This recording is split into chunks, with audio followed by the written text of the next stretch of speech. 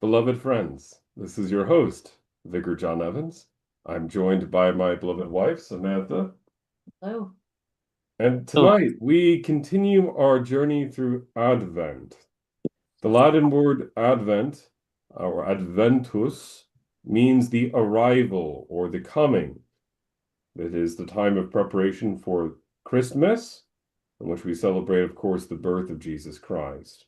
mm, Well, of course, here on Book and Spade, we will be revisiting texts that may be very familiar to some and perhaps unfamiliar to others.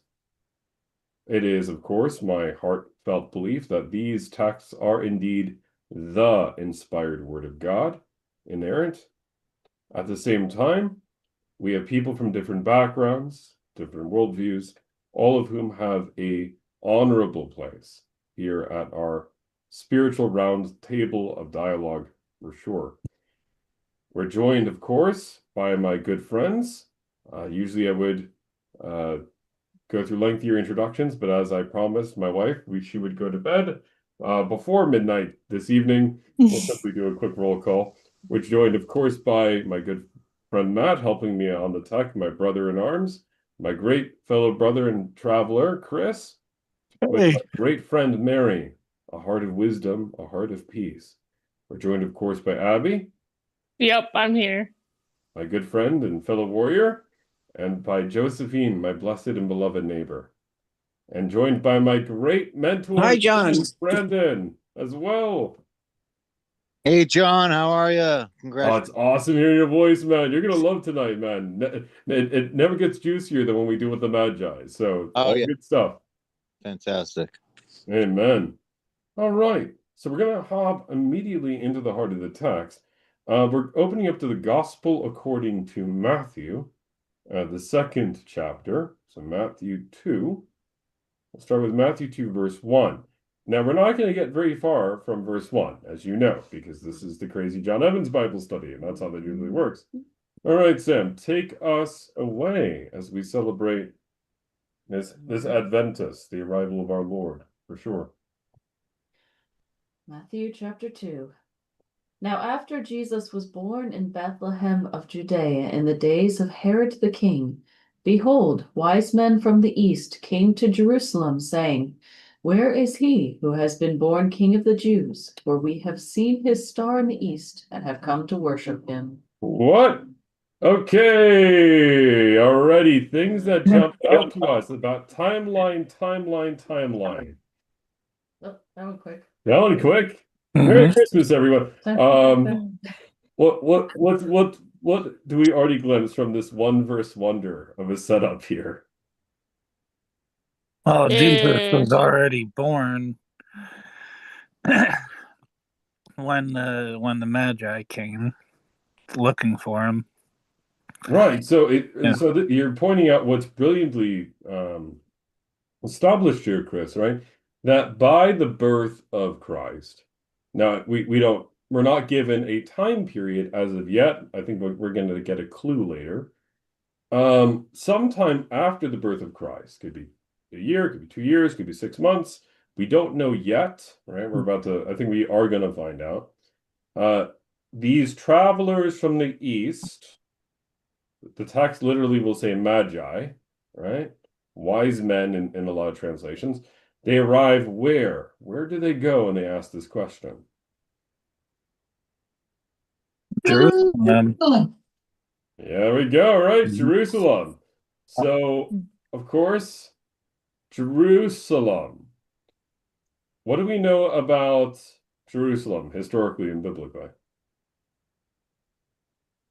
Well, historically and biblically, it's usually the seat of power. Usually, it's the capital of uh, the Israelite kingdom.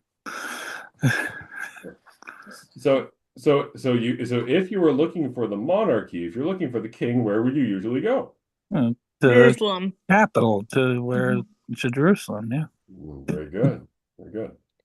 And Sam, you mentioned the spiritual significance about Jerusalem as well. That's where the temple is. The Yeah. temple is, all right. Now, of course, Mhm. who is the current monarch over Jerusalem right now? Herod. Herod, right?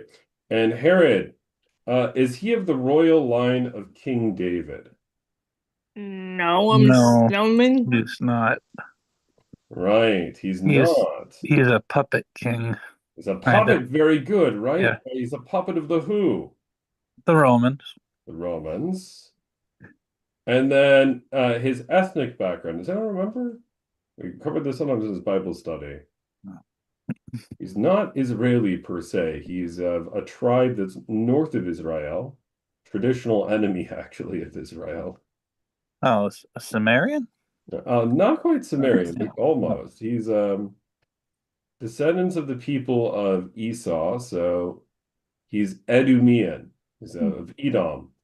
And so it is for the Magi to ask, tell me, where is he who is, look at the word here. Where is he who is born king of the Judeans or king of the Jews, right? Some have interpreted that might be a political dig of some kind here. All right. So Magi, I have my fellow Brandon in the house. When I mention the word Magi, does this ring a bell from any of your studies, Brandon? Almost like wizards. Very good. Right. They have almost a mystical, spiritual significance. Wise ones. Mm-hmm. And I felt it interesting that Jesus appears in a star, which is pretty interesting. Astrology, astronomy, of sciences, of what else? Well, and let me ask, from popular culture, where else have we seen the Magi? I'm not saying in an accurate way, right? But when we find them in art, what do they usually look like, or movies or cinema? Well, they usually look like they're from the Middle East, like Persia or something. Yeah, the Orient or like Yeah. even. Hmm. Yeah. If you watch The Mummy volumes 1 and 2, they're even there with Brendan Fraser as well. But yeah, no, you're right. From the East, from the Orient, right? We three kings of Orient are. Orient. All right. And what's interesting about it is the Magi are a very well attested historical.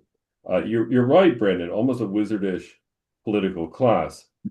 They are not kings in the Bible, but they were kingmakers historically. In the Persian Empire, they were responsible as a kind of priestly class for ensuring things remained religiously stable. And they would set up kings, and they would sometimes be responsible for coups as well. Herodotus mentions them, the same Herodotus who records that little thing with 300 Spartans at the Battle of Thermopylae as well. So these are very well attested figures. Now, if they're traveling to Jerusalem, therefore, this is not a small envoy. And if they're traveling with gold, frankincense, and myrrh, are they traveling alone? No, they're probably very No. heavily guarded. Yes, because plenty of bandits would probably want to get their hands on that. I mean, travel in the ancient world is not easy. If you're traveling with something as expensive as gold, frankincense, and myrrh, very costly in the ancient world. Yeah. Military escort, this is a political and spiritual caravan showing up at the doors of Herod. It'd be the equivalent of, a visit from the Chinese embassy to the White House, basically. So, Isn't magi a Latin word though? Magi is a Greek word, actually, Okay. but it has roots in whatever the Medo-Persian language was at the time. Oh, okay. Yeah, I so- wasn't sure if it was Greek or Latin. Yeah, no, so it's really given to us by Herodotus, who's a Greek author, who writes, I want to say 3 to 4 centuries before Christ. Basically, Herodotus, as a Greek author, is fascinated with Persia because the Greeks kicked their butt as memorialized in a Hollywood movie, and more importantly by the Hellenistic states fighting them off through the Navy and through a Hmm. last stand of some Spartans at a certain place called the Hot Gates. Yeah. But everything Herodotus says is a bit flavored with his, understandably with his bias, like, as any source is, as every source is. So, all right. So yes, they show up. Things get really spicy. Sam, take it away. Oh, and star. Let's talk about the star astrology. Hmm.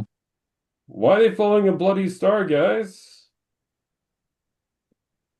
Well, because that usually portends a person of great importance. Like, it in the in ancient times, they would view celestial bodies as a good portent of a person of greatness coming. Very true, right? So, Hmm. the death or birth of one of the Caesars Yeah. would be considered heralded by a star.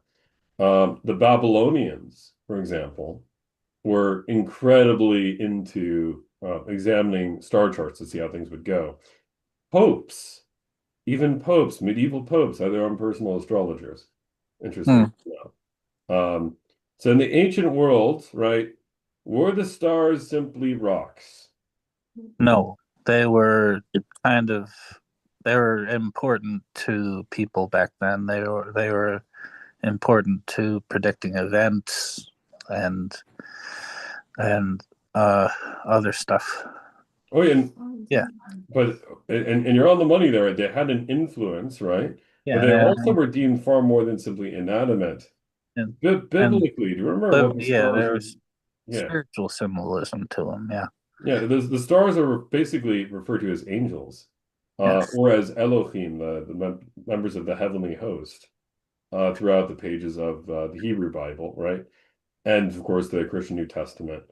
And then of course the ancient world perceived them as deities. Now, in the Middle Ages, the idea that they were literally angels was beginning to be dropped by Aquinas, but he still believed that they were controlled or governed by the angels. So Mm. St. Thomas Aquinas will argue that um, Mars cannot make people do violent things, but it could influence people to be agitated in the same way that, for example, I don't know, the common cold or weather might influence an individual. Now that is Influence lunacy. right. So for Oh precise, yeah. Well, yeah, yes. There was the whole word lunatic comes from that. Yeah. precise.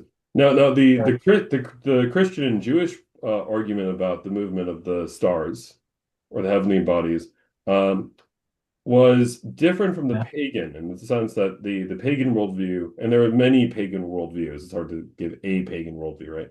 But a strong belief was that one's fate might be in the stars, right? You might hear that language used. It was in the Yeah. stars, or in A Knight's Tale, change your stars, right?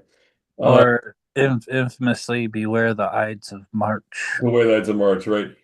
Yeah. Very good, very good. So the thing about it is, Um, that idea of fate was strictly and objectively considered anathema, considered not palatable to the Jewish and Christian sensibilities, right? Because the idea of free will, but the idea of influence was considered very seriously up until I'd say the Enlightenment and the early, Hmm. the early 19th century and into the 20th. That's when it began to be dropped as an idea. Yeah. When people's understandings of the of space started to coalesce, they started to understand heavenly bodies more. Exactly. Brandon, do you remember in the Divine Comedy how the cosmos is developed? How you have the netherworld and you have Purgatorio. Do you remember where Paradisio is located in the text? Isn't it on top of a mountain? Yes, it is. It takes you from Mount Purgatory up into the spheres All right. outside of time, right? So it takes you're on the mountain and you make your way out literally into the living stars. Hmm. Yeah. Pretty And cool. this is a a lesson or something that C.S. Lewis tries to, I don't know, resurrect or put into the modern world with his space trilogy, with the Orasa of Mars and of Venus, these heavenly angels that look after each planet. It's almost like a Swedenborgian point of view, where the planets or the celestial are are assigned an angel for dominion. And it's interesting that Earth has the dominion of Satan. Right, because the idea that Earth is, and C.S. Lewis's imagination, Earth is the silent planet, right? That's Right, because Earth has fallen through Adam and through Eve, and therefore it's only been redeemed through the blood of Christ. But as I was pointing out earlier, Brendan, Lewis is riffing on Saint Thomas Aquinas. He's borrowing there, which is beautiful. So although Swedenborg definitely has his of course, I'm sure, resonance there for sure. Yeah. So Brandon, one quick question too before we move on. So we have the idea of the sphere is moving. What would you say from your own reading and your own experience about the idea of the traveling of the Magi? Do you remember either in art or in film how they are usually depicted?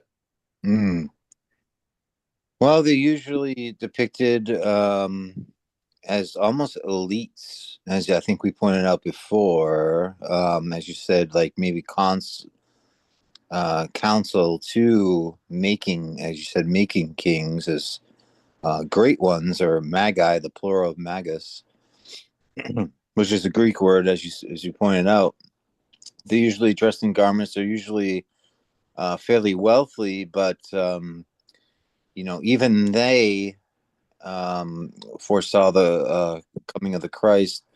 And I wonder if that had something to do with the evening star and the morning star that Christ is associated with. But this star that they take almost on faith to travel to, because they know that there is revelation. But yeah, they're depicted as sort of just, I don't know how to say it, just wise Yeah. men that really are separated from what we would call Christianity at the time, but still are aware of this important and incredibly so important historical event that they have to make it there to be present and be witnesses to the coming of the Savior of the world, really. Amen. Yeah. So, I mean, and you're drawing a lot of powerful material there beautifully. So, one thing I was interested and curious about is in art, they're often depicted with a camel or camels. The idea that they're traveling across long distances in the desert. Now, if they're traveling from Persia, that makes a lot of sense, right? Like Babylon. But some have suggested they might have come from Petra, the Nabatean civilization. That would not have been as far. Either way, if you ask me, I do think they came a distance. I think that's the implication in the text. I do think that they did arrive after a lengthy period. But like you said, Brendan, they have to be there. They are answering revelation. So, how may they have gotten that revelation if they came from, for example, Babylon? Remember, a certain biblical person may have been there once upon a time. Daniel. Right. Daniel, of course, is set over the wise men of the court of King Nebuchadnezzar. So it is possible that Persian magi may have been in the court of Babylon. They may have read the records of Daniel. There are many ways of piecing that out, but I think that they would have had access to some Jewish texts. There's also too a prophecy, Brandon, you might have heard about this, in the Latin author Virgil, author of the Aeneid. There's a text that early Christians interpreted as a messianic prophecy about a child who would bear a rod of iron to rule the nations. which Mm. resembles a lot like Psalm 2 in a lot of different ways. Now, Mhm. most classicists will say, Virgil's talking about Caesar Augustus. He ain't talking about the arrival of Jesus. Hmm. But, if you sat down with C.S. Lewis, I'm curious what he would have to say about it because, Well, yeah, yeah, I mean, all of human history is yearning and he is the King of Kings. So if anybody would have a iron rod, it would be him. Amen.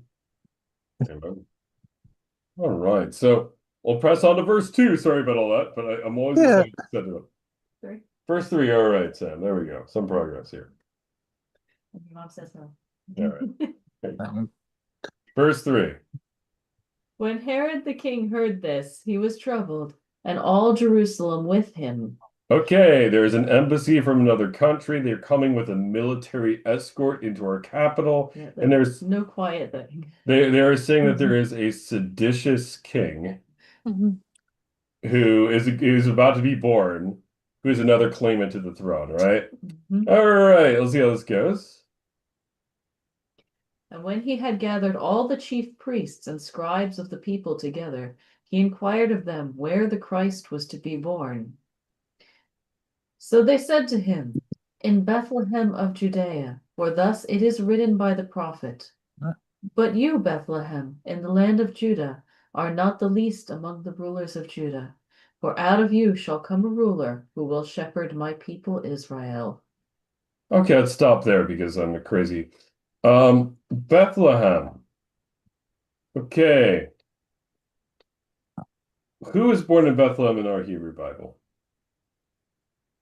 David. David. Right, King David, right? And was David in his lifetime, when David was anointed by Samuel, the prophet, right? Uh, was he just able to trance off over to Jerusalem and suddenly become king and they all No, just I mean he was a No, shepherd. he was a shepherd, and he had to hide from Saul for a good amount of time. right. So the Hebrew typology here is the true anointed king is resisted by a usurper on the throne, right? Someone who's trying to hurt him, harm him, even kill him, even chase him away, right? So Yeah. there's that element. And you're right, he was a shepherd, so there's a little bit of symbolism there. Yeah. Bethlehem as well in Hebrew, Beit Lechem. What does the name mean? House of God. Very close. You got the first word in Hebrew correct. House Beit means house. Lechem. Lahem is a plural. Houses of God, maybe, or the place of God. I don't know. Think Eucharistically. Hmm. Gluten. Very, very close, Matt. Very close. Okay. Unleavened bread. I don't know. Yeah, very good. House of bread, right? House of bread. And where is Jesus placed in Luke's gospel? In the manger. And he's in a manger, and specifically in a very good, Sam, a feeding trough for Feeding the animals. trough. All right. So in the house of bread, the newborn king is placed in a feeding trough, and you can see lambs almost around him. That the Lamb of God becomes our spiritual food. So the allegory, and I'd say the actual gift of the real presence is definitely there. It's spicy. And it gets even spicier. Okay. Out of thee shall come forth a ruler who shall shepherd my people Israel. That's not what okay. It's a partial quotation, but something's missing in this quotation of the Hebrew Bible. Sam, will you take us to Micah chapter 7 to the original prophecy? Because there's something that's tagged on at the end. The wording is a little bit different in the Masoretic.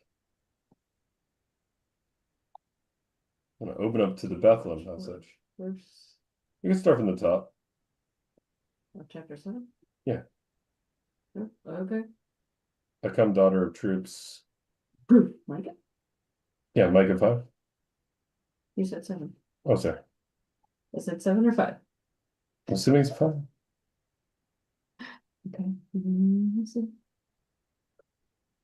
So the original prophecy. Look how so. Yeah, there we go. All right. Yes, it starts before that. Now gather yourself in troops, O daughter of troops. He has laid siege against us. They will strike the judge of Israel with a rod on the cheek. Okay, so let's set this up. The prophecy of the coming of the Messiah in the Hebrew Bible has to deal with the siege of Jerusalem. So an army coming into the courts of Jerusalem, right? Mm-hmm. And then the ruler or judge of Israel, so you can insert the word king there, is struck on the cheek. Christians, does this remind you of anything at all in the story of Jesus? Yeah, Pilate. Yeah, right. During the I'm thinking of the house of the high priest when Annas, blindfold, he's struck, prophesy who struck you, right? Mm-hmm. Right. So there seems to be a prophecy of the passion here. You could say there's a spiritual siege undergoing Jerusalem. You could read that. Or if you want to be a dispensationalist about it, you could read that this is a future siege at the end of the world as well. So you see the passion of the Christ. You might even see a little hint of the apocalypse. And bam, it gets really spicy. So the ruler of Israel struck on the cheek. And then suddenly, roll with it, Sam. But you, Bethlehem, Ephrathah, though you are little among the thousands of Judah, yet out of you shall come forth to me the one to be ruler in Israel, whose goings forth are from of old, from everlasting. Whose goings forth are from of old. Even from the Hebrew is vayet olam, Literally the days of eternity. the days of eternity. So who is the one prophesied to be born in Bethlehem? Jesus. Jesus. Yeah. I'm very I am very happy that everybody agrees on the definition of the Nicene Creed. This is awesome. But yes, right. God from God, light from light, true God from true God, begotten, not made, of one substance with the Father, from whom all things were made, right? This is basically what Christians confess every single Sunday in the Nicene Creed here. That here in the Hebrew Bible, the Jewish scriptures, what's being prophesied, if you read it literally, and keep in mind, there were rabbis who were divided about the meaning of this in Jesus's day. There are rabbis who were still divided in today's culture as to its meaning, right? But if you read this text literally, the one born in Bethlehem is one who is eternal. Is essentially, there's only one figure in a literal reading who fits that bar, and that's Hashem, that's Adonai, that's the creator, right? So saying the creator is literally going to be born in Bethlehem. So the perfect David, the perfect descendant of David, but also God. So spicy thoughts about this before we move on?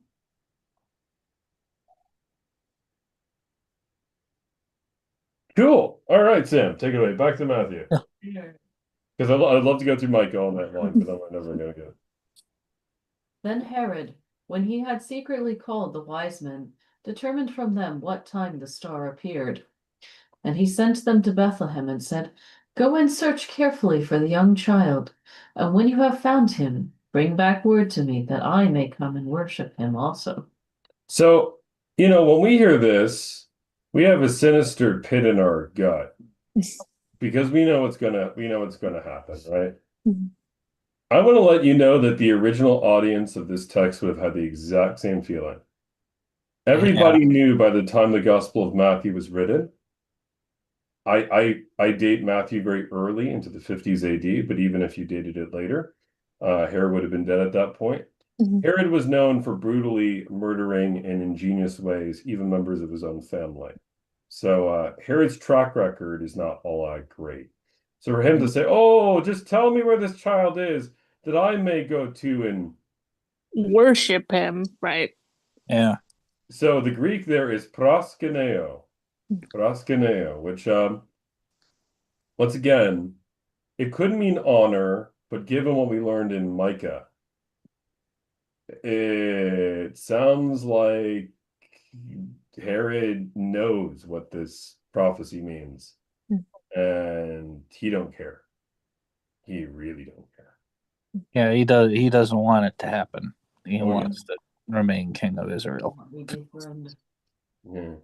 So just when and keep in mind all the prophecies like Psalm 2, why do the nations rage and the peoples Yeah. plot a vain thing? The kings of the earth and the rulers set themselves against the Lord and against his Messiah, saying, let us break their cords from us. So the idea of the world waging war on God, literally, is Yeah. it's a perennial theme, right? Look at the Tower of Babel. Right? So, but God is going to appear in a very interesting way. I just also like the contrast that you have Herod, who's supposedly the king over Israel, but a false king.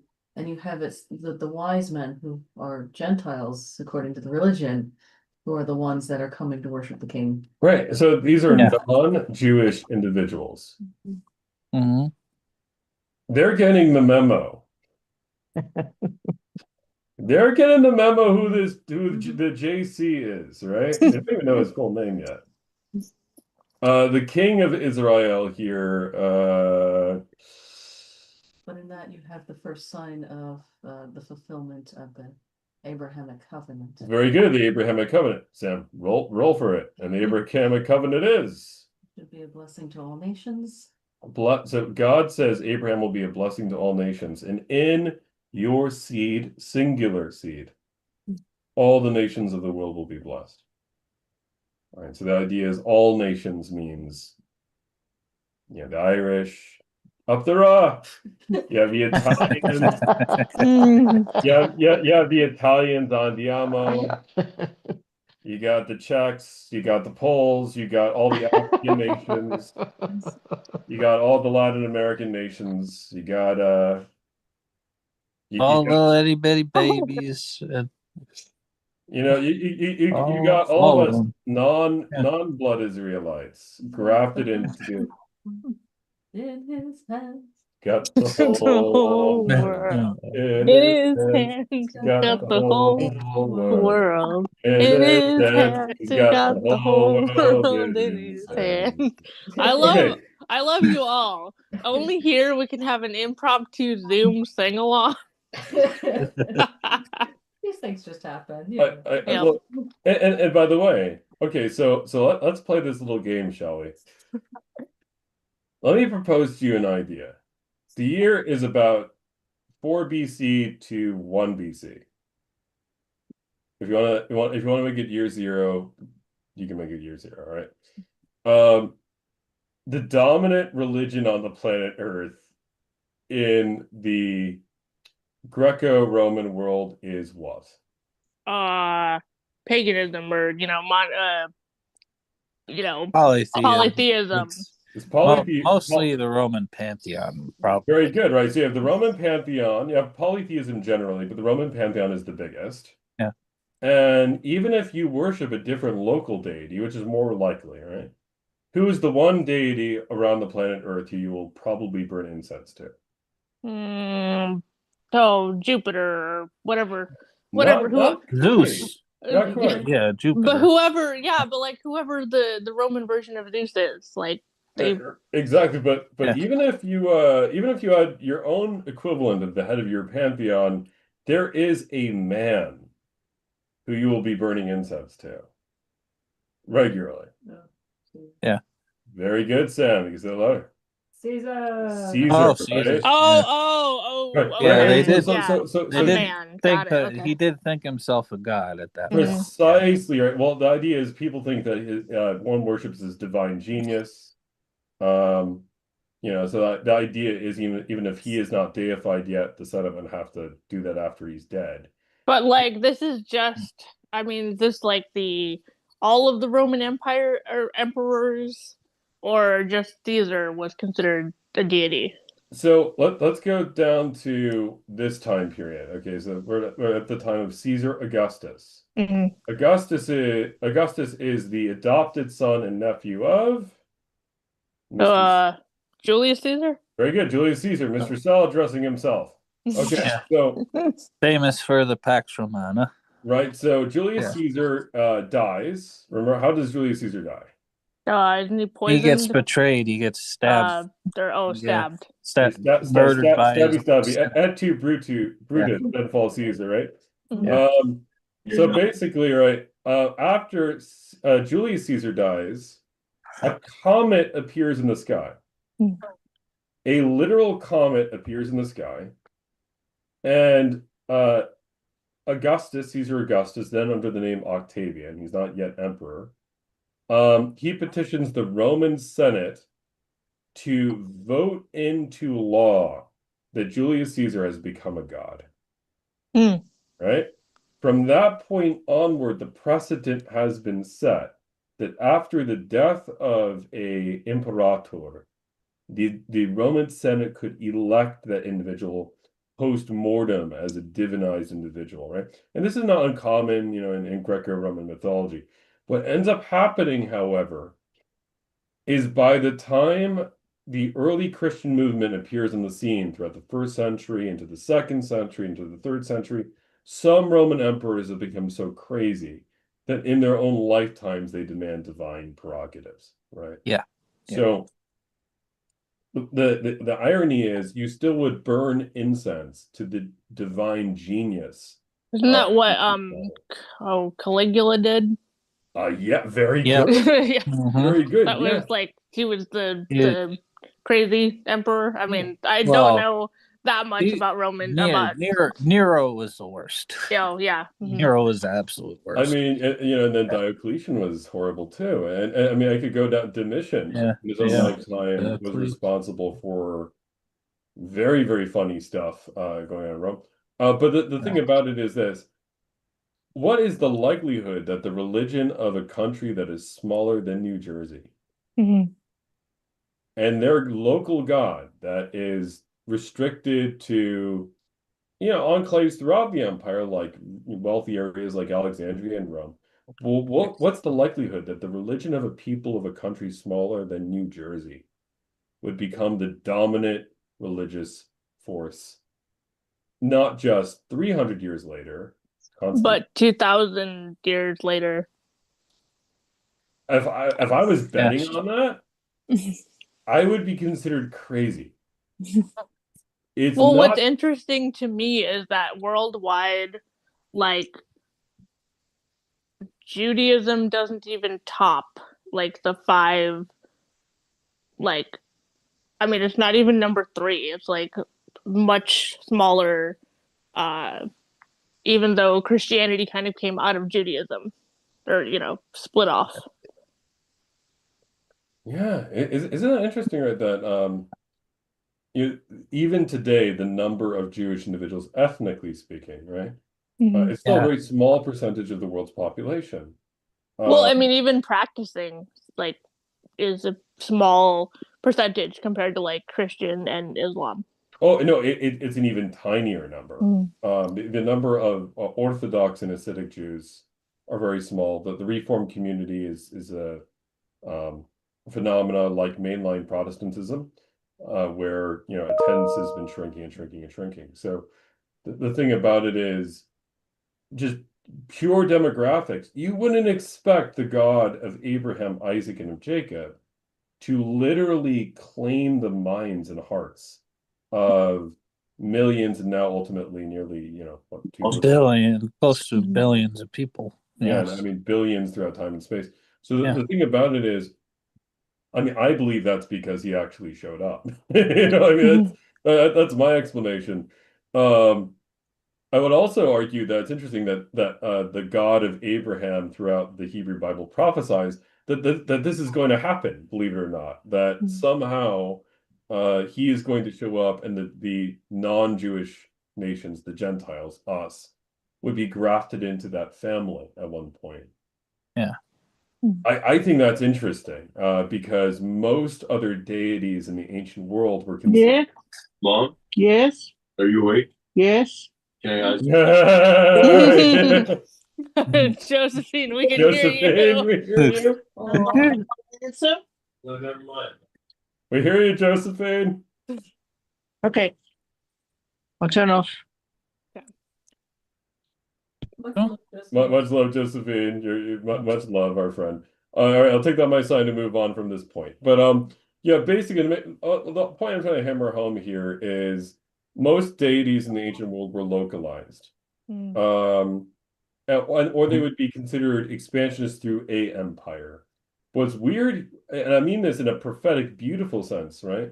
Is that the God of Abraham uniquely claims not just to be the creator of heaven and earth. That's unique, by the way, in creation stories. But also the God of Abraham is claiming to unite all world nations in this kind of familial relationship. And that's being unveiled, of course, here in this new covenant plan here. So of course, this is why when Gentiles show up, a literate Jewish individual would say, like Samantha, there's the Abrahamic covenant. But take it away, Sam. Take it away. Next verse. Tablet screen back up. There we go. When they heard the king, they departed, and behold, the star which they had seen in the east went before them. Went before them. So is it like a drone? I mean, like it goes before them. I mean, like, okay, so just keep this in mind when we ask what is the Christmas star? Keep it going, Sam. The star went before them. Till it came and stood over where the young child was. So the star is standing. Hmm. The star is standing over where the young child was. By the way, spoiler, yes, I think this literally did happen, but keep going, Sam. And spoiler, no, I don't think it is Darth Vader, so no. Ancient aliens. It's not, it's, Just kidding. spoiler, I don't think ancient UFOs helped out. Yeah, I mean, the History Channel would tell you, would beg to differ about ancient aliens, but But I mean, it could have possibly been an angel that was leading them. Very good. So, Most likely was. oh yeah, that's what I was just thinking because you had said that stars were seen as angels, and I was like, yeah. oh, was it an angel that was yeah, standing there? that's where I'm going with this is, while I'm not going to dismiss the reality of a real conjunction, a real sign that probably did exist, and there are good theories that are proposed. And while that may have been a part of what was going on, Yeah. constellations don't move ahead of people, and constellations don't stand over houses. They don't do that, generally speaking.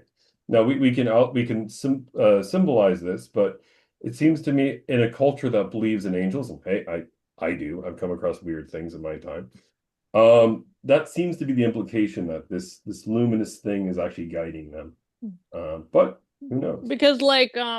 Because yeah, you can follow like the North Star relatively north, like it's not perfect, obviously, but like Yeah, usually it it's in like seems the general yeah, it's like in a direction. fixed Yeah. if it's a fixed direction that you're following and like you're not necessarily like it's not moving. That would be a kind of fast moving because if let's say that Jesus was like a year old and the Magi saw the star at his birth, like stars don't just stay there. You don't see constellations in the entire year. They go away and come back Yeah, Yeah. depending on what side of the world you're on. exactly right. So it's not usually a long-term conjunction. There usually is a fading out at some point. That leads to the question of timeline. But I think that we're talking about correctly, as you're saying, over a year, and there's a hint later. And notice the star is standing over what? A barn, a stable, a manger, Where the child was? a house Oh. where the child was. So But yeah. the question comes to us, what options might be available? There are two. Option number one, Jesus was born, as Luke records, I believe, in a manger. I believe that's historically true. But Joseph and Mary eventually finally work in the area. They have enough cash to basically find a small house to live in for some time. That's option one. Option two, and I find this way more appealing, right? the traditional site of the manger in Bethlehem, the tourists can go visit to this day, right? Does anyone know what it is? Didn't we talk about this in other Bible studies? And it's like a cave. It's a cave, right? Yeah. Because in the ancient Israelite world, if it's cold out, where do you put the animals? Like I mean, a cave would be a natural shelter, so you didn't have to build like a shelter Yeah, for your animals. the idea is you put them in the basement. So Yeah. Yeah. yeah, There was a there was a place where people stayed, and they would have a lower place where kind of like place that was lower where they kept the animals in the house. exactly right. So the idea is you have the basement level, which is the cave with the animals. Over the basement cave level, then you have the main room of the home, Yeah. basically. So let's play this game. All right. Joseph comes knocking on the proverbial door. Knock, knock. Hey, family.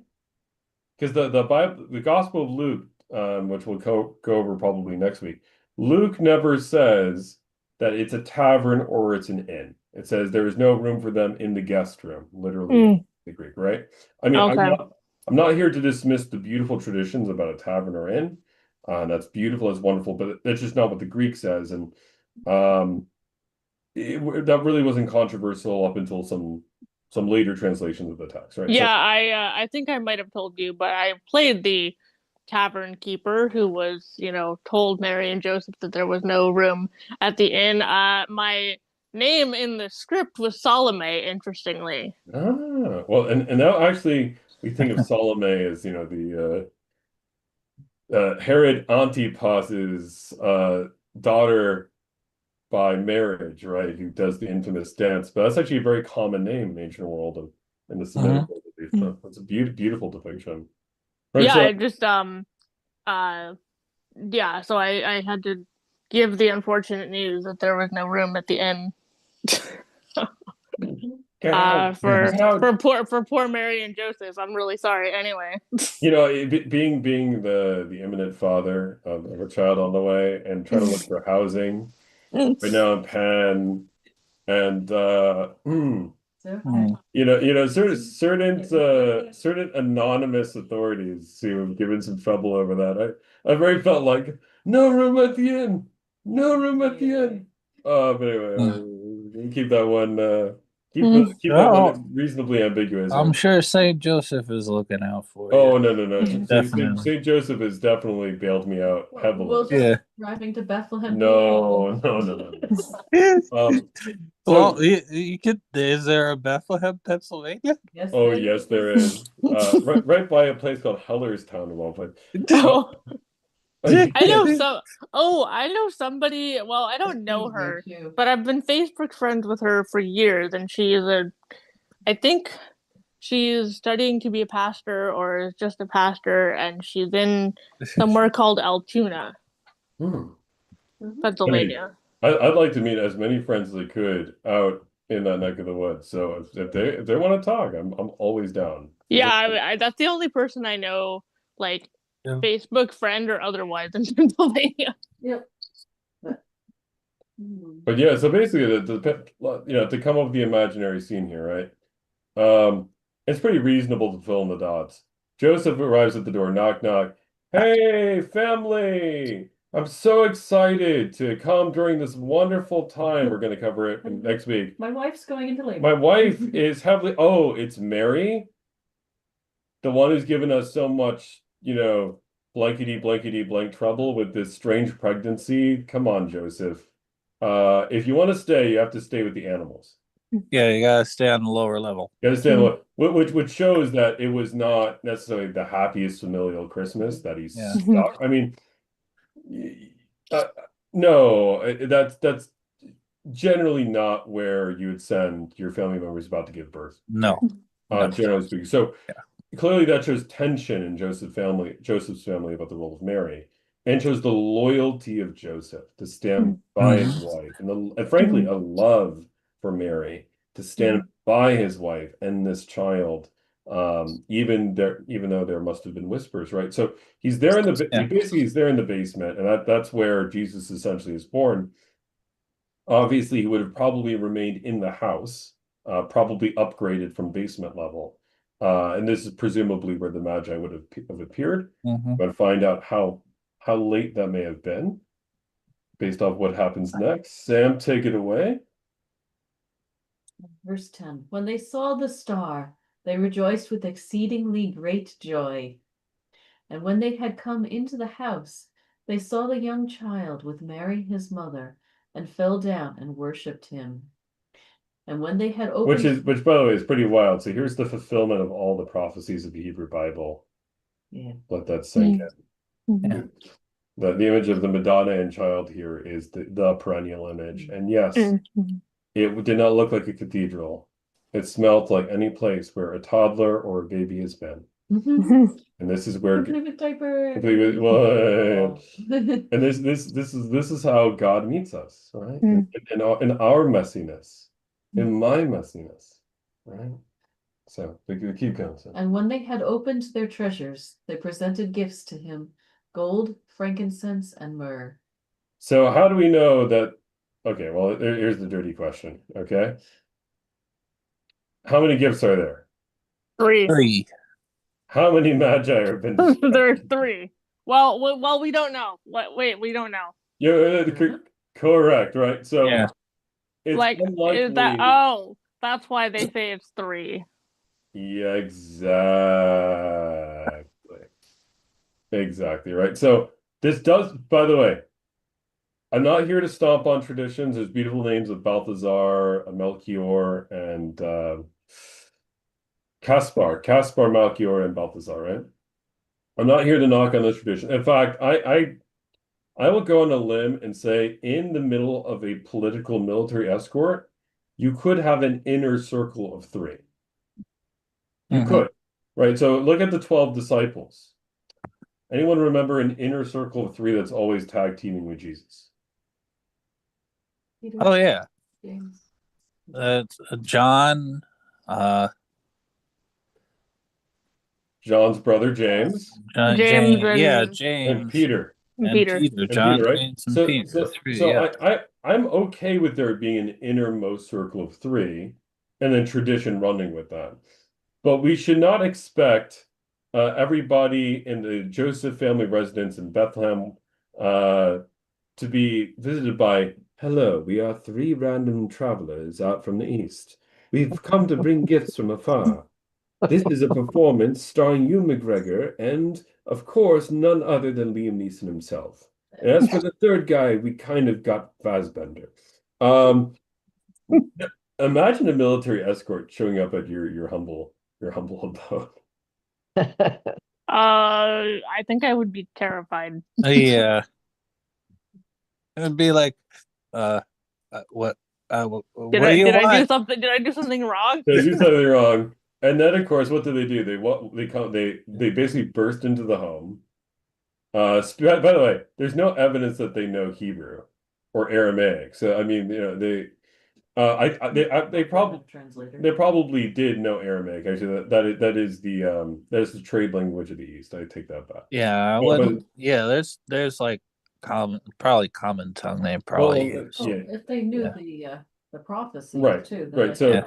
but basically, they burst into the room. Right, there's the mother and the child, and then they genuflect. They fall on their faces before this child. And suddenly it clicks with the maybe other members of the home that more is going on here than meets the eye, right? So I've never seen that much gold in my life. You might want to hold on to that. That might be important. Oh. Yeah, and of course, and by the way, this child is God. Yeah. Honestly, the earliest Christmas is weird. But yeah, fire away, fire away. Wasn't Jesus, when they got there, he wasn't an infant anymore. Very good. And we're going to find that out in our next verse. Mhm. Spoiler, he's probably 2 years old. Yes. A year to 2 years old. But yeah, Well, not the next group, but yeah. okay. Verses to come. Verses to come. Then, being divinely warned in a dream that they should not return to Herod, they departed for their own country another way. Sorry, guys. Good time. Well, snuck off with a military convoy, as one does. In the unofficial fanfic version, I want them to leave two like ninja-like warriors, and they could tell the Christmas story as they safeguard the family, but that doesn't appear in the text, alas. So keep going, so.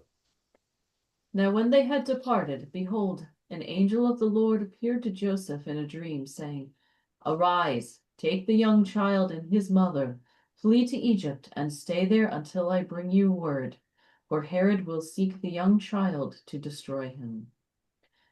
When he arose, he took the young child and his mother by night, and departed for Egypt, and was there until the death of Herod, that it might be fulfilled which was spoken by the Lord through the prophet, saying, Out of Egypt I called my son. Keep going. Then Herod, when he saw that he was deceived by the wise men, was exceedingly angry, and he sent forth and put to death all the male children who were in Bethlehem and in all its districts, from 2 years old and under, according to the time which he had determined from the wise men. So obviously, we could discuss the tragedy that has occurred here, Yeah. but 2 years old or younger from the Yeah. time that they determined the. So you're right, Mary. This has led the majority of contemporary biblical scholars to say Jesus at this point is almost certainly a toddler. There is a school of thought to say that the time is approximate and that you have the lovely Christmas scene and that Jesus is there and that he's only a few months old or days old. But generally speaking, most people now will say he's at least 1, if not 2 years At old. least 1, maybe 2. Yeah, at least 1, maybe 2. Now, which Yeah, tells you, I always like heard that he was like 1 year old when the wise men came. yeah, I mean, certainly he's a very, very, very, very, very small kid. Now, Joseph takes the Holy Family where? Egypt. Egypt. Biblically, why is this kind of funny and ironic? Exodus. Well, because the Jews were taken out of Egypt over the Red Sea. Yeah. Reverse Exodus. Reverse Exodus. Excellent point, Mary. Beautiful. And didn't the other Joseph get sold into Egypt Yes, he was. Yes. by his Oh, brothers? right. Mhm. And then when he was sold into slavery in Egypt, he's exalted from the prison to the palace He because of a becomes dream. chief advisor because of a dream. He was able to interpret a dream of famine, and to the Pharaoh when all the other guys couldn't. Yeah. And to the point where it leads to saving the known world through bread, right? Through the granaries. Yeah, through the granaries. Yeah. So here we have the new Joseph led by a dream into Egypt to save the whole world through Jesus, who is the true bread, right? The true Eucharistic bread. I never thought about the parallels that way. Yeah, I mean, I'm thinking rather like the early church reading it mystically in that way, but I think an ancient Jewish audience would have seen the same parallels there about dream, bread, famine, the spiritual famine that is occurring, right? The idea of a famine of the word, a famine of revelation. And as Mary said, right, it's backwards. They're going in, not out of the polytheistic world, but into it, right? And what does that resemble in the early church, the early Christian movement being persecuted out of Jerusalem and into, of course, the Gentile world? So was that all in that? And of course, Pharaoh, who's acting like Pharaoh in this narrative? Herod. All right, so there's a sense in which King Herod is, in some sense, but whether he realizes it or not, right? He's revealing the fact that even the political powers and the spiritual powers of the day can act in in antagonistic ways. So I've Yeah. couch it in that form, which of course is a foreshadowing of the Passion as well. Now, I want to outline, I do think that this historically happened, because my bias is, yes, this is the inspired word of God as far as I'm concerned. But from a strictly historical point of view, right, Herod was responsible for murdering his wife, Mariame, murdering his own sons. He was responsible for killing his political opponents. So it's not beyond him for killing the innocents. Yeah, he was a pretty terrible guy. Yeah, he's So, pretty, so for just to say, infanticide is not beyond him. no, infanticide is definitely not No. beyond him. And in fact, even in the Hebrew Bible, not just in Exodus, but in other places, we see the same thing occur. Even among lions in the animal kingdom, as Samantha reminds me, regrettably, that even can occur. So the question is, why Egypt, though, for Joseph, beyond the allegorical and symbolic? Is anyone aware of a massive Jewish community that existed in Egypt, particularly at this time? Oh, Well, you said the name. You mentioned Coptic as in Coptic Christianity, but before there was Coptic Christianity, and a little place which had a library. Oh, Alexandria? Alexandria? Yeah, Oh. the Jewish community in Alexandria was ginormous. Hmm. And it was the home to one of the greatest Jewish philosophers the world has ever known. His name was Philo. And Philo was such an important figure that he's a contemporary of Jesus. And Philo would actually go on embassies to the Roman emperor petitioning for better treatment of the Jewish community there. So the Alexandrian community was big, it was thriving. Joseph could have had work. Joseph, as a tecton, as a carpenter, as a builder or mason, could have easily worked very, very well. So the idea of a flight into Egypt actually historically makes a lot of sense, a world of sense, given the time. Mhm. So, and to this day, you can still visit churches in Cairo, which is not far away, where it's claimed that, of course, the Holy Family was. Anyone aware of the name Zaytun? Huh. Most people are not. In No. the 1970s, in Egypt, I believe in Cairo, on the roof of a Christian church where the Holy Family supposedly was, there was an apparition of a woman, and basically she appeared in dazzling white in front of millions of Muslims and Christians and atheists and ongoing individuals. The apparition, supposedly, of the woman who people believe to be Mary occurred over the course of several months, up until I want to say it's in the millions of purported eyewitnesses. So much so that the Islamic government of Egypt built a bigger church. Literally. For this. Wow.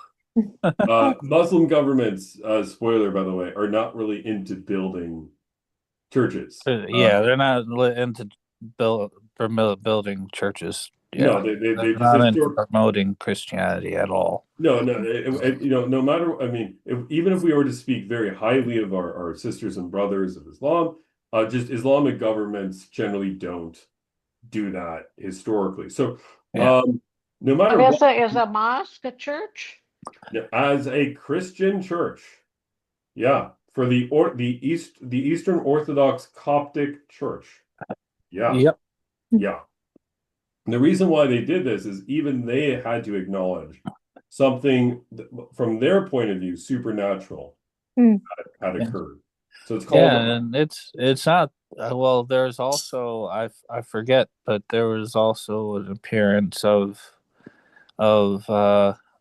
Mary. She appeared to three kids. I think it was something Fatima or something. Fatima in front of Yeah, 75,000 people on and, October yeah, 17th. and people say they saw the Hmm. sun move. Been in the sky. There's like Spin in the sky, what? literally Yeah, like a yo-yo. And what's Yeah. amazing about that mass apparition is atheistical journalists, Freemasons, communists. They all came that day to mock, and they all walked away. We have contemporaneous um, articles, basically, of people walking away saying, "We don't know how to explain that. That was really, really weird." Well, Yeah, and then it you was- have the woman in like the mountains in like Bosnia that was seen by the children. Very good. Which the only reason I know about that is because my caregiver's sister went there for like a I guess it's a very holy site for Catholics, is that right? Yeah, Our Lady of Medjugorje, which is being Yeah. investigated by Rome, and by the way, is a huge point of debate because unlike all other Marian apparitions where Mary shows up for 4 days or 5 days or a few months, the claim is that Mary is still appearing 30 something years later Uh-huh. in Interesting. Oh, Medjugorje. yes. And Oh, what's odd about it and is I personally have met people who how do I put it this way? Medically, they were given very, very, very small shorts, and they went and things they shifted. So Oh, interesting. Like yes. people go there for healing, or is that just like not necessarily like Lourdes, France or something, but like they. Oh, okay, interesting. Yes. they very much like Lourdes in a lot of different ways. Usually to speak to the three remaining visionaries, I think out of the five or four who were there. Yeah. So, but basically, the reason why I mentioned this is the sites associated with Mary and Jesus clearly, and Joseph. Joseph gets the short end of the stick. Yes. Even in Egypt, as late as the 70s, are a part of massive spiritual interest, right? I'd say that the idea of the flight of the Holy Family has been an inspiration to immigrants, refugees, migrants, certainly for the past 2,000 years. And it's a reminder Yes. that the Holy Family in their first Christmas and 2 years later, certainly it was not a meek and silent time. So in the middle of our busy lives, our anxieties, our worries about the future, our worries about the present, our wondering how are we going to get things done. Yeah. You know, we know that the creator of the universe can understand what it means to be literally a political exile refugee. The Yeah. creator of the universe understands what it means to live as a foreigner in a strange land. Of course, the creator of the universe knows what it means to be clearly misunderstood, to put it mildly. And of course, Joseph and Mary, no matter how much we want to put them in stained glass, I think we can easily say that they had worries as we do, but they had courage as well. So A lot of courage. a lot of courage. Yeah. But by the way, when you mentioned Medjugorje, I couldn't help but turn to the right because I think I have some rosaries here from the site as well. So. All right, Sam, take it away. I think there's a few verses left for chapter 2, and then we'll be done, and we'll go to prayer press. Then was fulfilled what was spoken by Jeremiah the prophet, saying, A voice was heard in Ramah, lamentation, weeping, and great mourning, Rachel weeping for her children, refusing to be comforted, because they are no more. I will only give two sentences on this, and I promise we'll move on. Some rabbinical movements will read this literally, that when the people of Israel are in Babylon in captivity, that Rachel literally gets out of her tomb, the patriarch, and that she pleads on behalf of the salvation of her people and crawls back into the tomb. I think the text is clearly symbolic here, but it is clear that there's already prophecies in the Hebrew Bible that something odd and tragic will happen in Bethlehem for sure. But keep on going, so.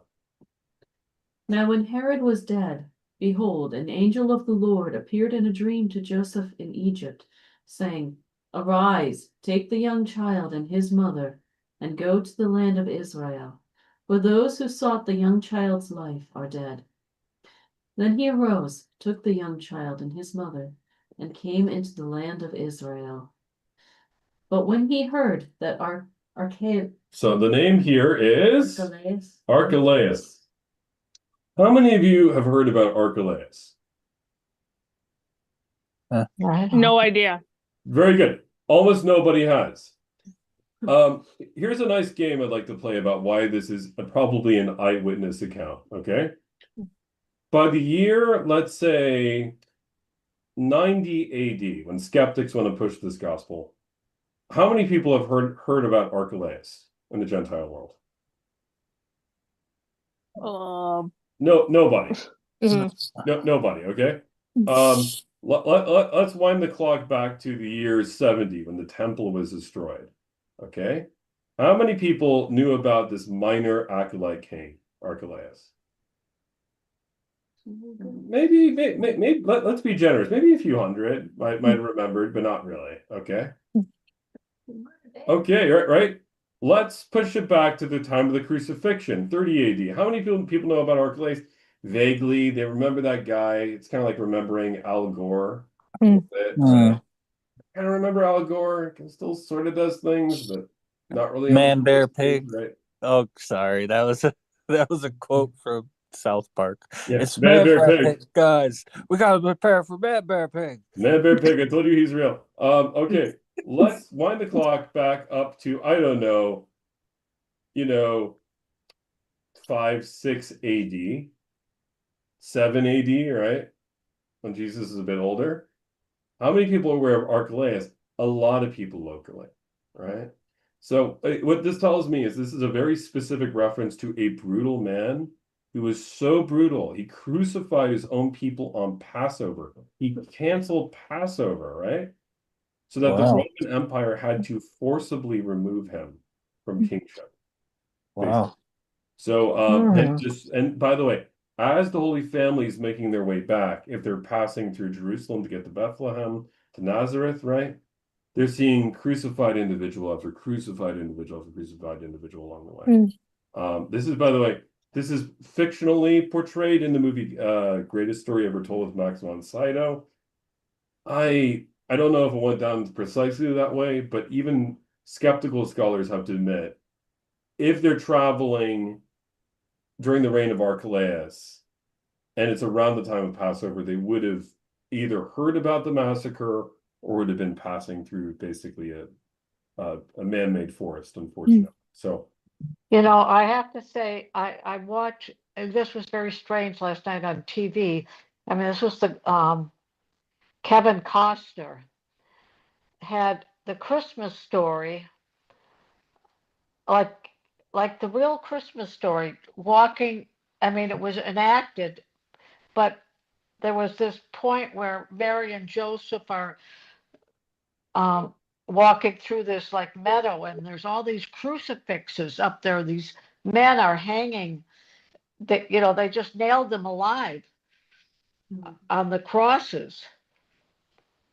Yeah. It was kind of I mean, it was actually pretty good, I have to say. I was surprised that it was on on normal television. yeah. I'm gonna have to check out the Kevin Costner Christmas job. This is awesome, man. Yeah, no, it was, he's obviously he's a Christian, and he was telling the Christmas story, and it was very, kind of Hollywoodish, but still the message got through. Yeah, definitely. And I think what he is showing there with the people crucified on the hill is it's very clear. Look at all the regime changes here between Herod and Archelaus. When the Roman Empire shows up, their form of punishment, if you're a non-citizen, to suppress revolts, and there was a revolt after the death of Herod under Archelaus, right? Is crucifixion. So the Holy Family, unfortunately, would have been very exposed to this image. Everyone would have been. And it shows a sense, once again, that this Holy Family wasn't living in rainbows and clouds and unicorns and sparkles and Pax Romana, Roman peace is not achieved through peaceful means. No, the Roman peace was not peaceful for rather violent. Yeah. But Mary, I need to check this out. Do you remember the movie? It really was. It did show the violence. It wasn't just all sweet and what we grew up with, this imaginary Christmas story. I mean, his portrayal was the brutality was Yeah. shown. Yeah. Reminder that the cross was an instrument of death initially, Mhm. but Yep. Jesus turned it into life. Well, I think so there's an inscription in Rome. It's called the Alexamenus Graffito or graffiti. And it has an image on the walls in Rome of a crucified individual with a donkey's head. And there's a man with his arms outstretched in the graffiti, worshiping this individual. And it says, Alex Amenos worships his God. So it's clearly mocking the early Christian movement, right? Mm. And the reason why is because you never, in the ancient world, think that you would ever worship a criminal, and you would never worship someone who died the death of a slave. And yet, here's the irony. By the time Paul is writing Galatians, which is only 20 years after the earthly ministry of Jesus. So 20 years later, okay, so who's still alive? Pontius Pilate, the little Herods are still alive. Herod's his kids, right? Mhm. Peter, James, and Paul. In Galatians, the cross is now suddenly a symbol of life. I have been crucified with Christ, Paul says. It is no longer I who live, but it is Christ who lives in me. And the life that I now live in the flesh, I no longer live to myself, but to the Son of God who loved me and gave his life for me. Right? Some people will even say that there are inscriptions in Pompeii, as in like the famous Pompeii of Mount Vesuvius, of what looks Yeah. like crosses on bricks leading to a baker's house, which probably served as a community church. So They actually did a recent, fairly recent excavation of more of Pompeii, and they found the world's oldest pizza oven. if it is in the same bakery where the church was, I'm just telling you, our pizza Bible study nights, they go way Yes. back, man. Mhm. They do. Yes, this is why baby loves pizza. My daughter in Samantha's womb, Mary as we're calling her. Yeah, she seems to love her Loves her pizza. pizza. So all right, moving on from Archelaus and finishing this one out so you make progress. But when he heard that Archelaus was reigning over Judea instead of his father Herod, he was afraid to go there. And being warned by God in a dream, he turned aside into the region of Galilee. And he came and dwelt in a city called Nazareth, that it might be fulfilled which was spoken by the prophets. He shall be called a Nazarene. And man, I want to spend 12 more hours unpacking that prophecy. Because the term Nazarene also means natsar in Hebrew, meaning branch. Interestingly enough. He shall be called the branch. It would be an alternative translation. Nazareth is a real place. Yes, the Holy Family originally came from there. That's where the Annunciation happens, where probably Saint Anne was, right? But at the same time, there is a prophetic element about the idea of, if you've seen a Orthodox icon, I love the Orthodox. It's called like a Jesse tree. It shows essentially a stump and a branch rising out with all the instead of branches like twigs or images of the ancestors of Jesus. So you get to Jesus. It's a very striking visual image. I feel like I've maybe heard of it. Heard of that. It's a great way of showing that, Jesus is fully God, but he comes from a lineage of very real, equally messy human beings like you and me. And as we covered last week with the genealogy of Jesus, it's a lot of people on that genealogy. A little rough and tumble around the edges, but God uses us and invites us into relationship, not on the basis of being perfect, but on the basis of love. Yep. God extends grace to us. God extends grace to us. Yeah. Well, on that note, Sam, we could reach out to Matt about moving on to prayer requests. But just to conclude, guys, I think one of the most powerful things about this passage is, every year we revisit it in the church. Every year I read this liturgically at the altar, right? But there's a reason why it's ever new every single time. Mm. And the fact is, the life of Joseph, Mary, and Jesus of Nazareth, no matter one's worldview, I mean, I believe that Jesus of Nazareth is who he claimed to be, right? The eternal word made flesh. But for me, no matter what your worldview is here, the entire world was upended by three individuals who never knew what indoor heating was, Mhm. or air conditioning, or plumbing, or never had access to the World Wide Web, never published, to our knowledge, vast reams of literature.